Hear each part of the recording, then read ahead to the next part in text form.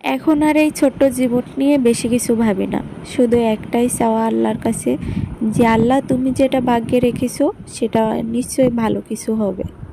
আসসালামু আলাইকুম এভরিওয়ান, কি অবস্থা সবার, কেমন আছেন? আশা করি অনেক ভালো আছেন। আমিও আল্লাহর অশেষ রহমতে অনেক ভালো আছি।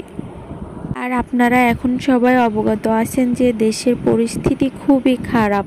কতটুকু মানুষ ঘর থেকে বের হচ্ছে, ততটুকু মানুষই আতঙ্কিত হতে বের হচ্ছে। তো যাই হোক, আল্লাহর কাছে দোয়া করি যাতে দেশের পরিস্থিতি খুব স্বাভাবিক হয়ে যায়, সবাই যাতে আগের মতো আবার চলাফেরা করতে পারে। আর এখন যাই হোক, আমার মতো যাদের বাড়িতে এরকম ছোট্ট দুষ্টু মিষ্টি একটা কিউট বাচ্চা আছে, তার তো মনে করেন সারাদিন কাজের কোনো শেষ নেই। দেখেন ঘর বাড়ির কি অবস্থা করে রাখবে, শুধু এখন বলে না, সব সময়। তারপরে যাই হোক, সকালের একটু কাজকর্ম, ঘরটা গুছিয়ে, আর এখন যেটা আমি খাচ্ছি সেটা হলো একটা হাতে কাটা সেমাই। তারপরে মেয়েটাকে খাওয়ানোর জন্য একটু নুডলস রান্না করেছিলাম।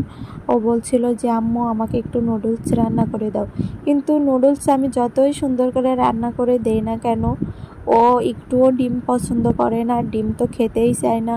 এর জন্য আমি ওকে ডিম দিয়েছি কেন, সেই জন্য আমাকে বলছে আম্মু তুমি পচা, কেন তুমি আমাকে ডিম দিয়েছো। তো এখন বাড়ন্ত বয়সে যদি বাচ্চারা একটু হেলদি খাবার না খায় তাহলে ওরা বাড়বে কিভাবে। আর আমার মেয়ে তো ও দুধ ডিম কোনো কিছুই খেতে চায় না, যতটুকু ওরে খাওয়ায় ততটুকু জোর করে খাওয়াইতে হয়। তারপরেও সব সময় না খেলে তো আর জোর করে ওদেরকে খাওয়ানো সম্ভব না। যতক্ষণ আমি থাকবো ততক্ষণ ও আমার সাথে সাথেই থাকবে, যেটা আমি করব ও সেটাই করবে। তারপরে সকালবেলার খাওয়া দাওয়া শেষ করে আর কোনো কাজ ছিল না, এই জন্য ভাবলাম যে এই পুঁইশাকগুলো সুন্দর করে কেটে ফ্রিজে রেখে দিই, কারণ এটা আজকে আর রান্না হবে না, অন্য দিন।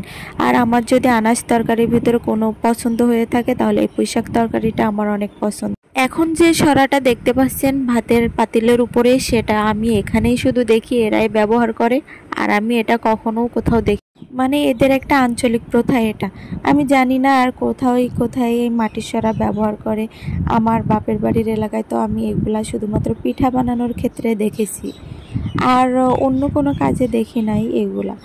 আর এখন চলছে দুপুরের রান্না বান্না। তো সকালে একবার রান্না করলেই হয়তো, আজকের আর সকালে রান্না করতে হয় নাই, সকালে কিছু খাবার ছিল রাতের, সেগুলাই খেয়ে নিয়েছিলাম, এই কারণেই সকালে রান্না করতে হয়নি। সেক্ষেত্রে আজকে দুপুরবেলা রান্না বসিয়েছি।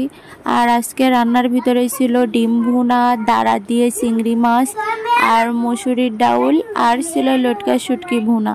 এই ছিল আজকে রান্না বান্না। তো সবাই ভালো থাকবেন, আল্লাহ হাফেজ।